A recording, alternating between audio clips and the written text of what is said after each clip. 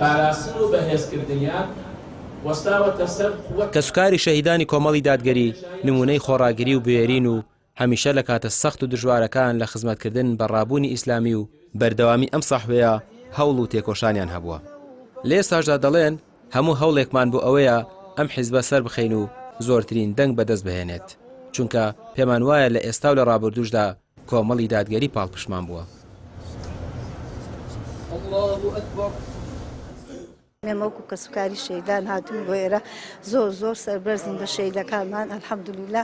ئێمەش هەموو حەزەکەین دەنگمە بە لیستی کۆمەڵی ئیسلامی ژمارە 147 هەموومان بە خوێنمان زۆر زەریاوە بۆ شەیدەکانمان ئامادەین ئینشەڵا بەسەر و ماڵ مناڵمان لەگەڵ لیستی کۆمەڵی ئیسلامی بین و ئینشاءالله لەگەڵ کۆمەڵی ڕاگەاندنی ئیسلامی حەزەکەین هەموو کاتێک کەسوکاری شەیدان ئاوەها کۆ بکەنەوە و قسەیان بکەن و ئەوانە سەربەرزن لە دنیا و لە قیامەتدا.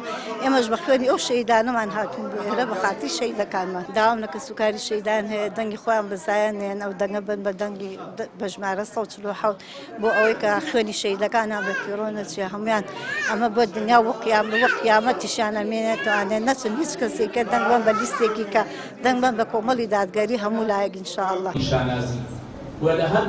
کەسوکاری شەیدان داوا لە کۆمەڵ و سەرکردەکانی دەکەن زیاتر خزمەتیان بکەن وەکو چۆن لە ڕابردوو لەگەڵیاندا بوون.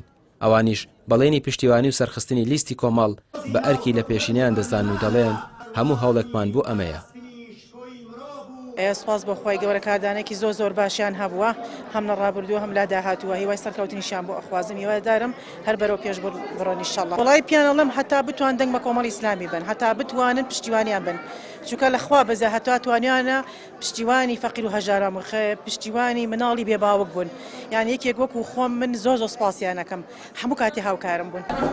کۆمەڵی دادگەری کوردستان خاوەنی سەدان شەهیدە کە لە ڕێگای ئیسلام و ڕزگارکردنی خاکی کوردستان گیانە لە دەست داوە. کۆمەڵ حیزبێکە لە شاخ و شار خەباتی دژی ڕژێمی داگیرکەری بەعس هەبووە.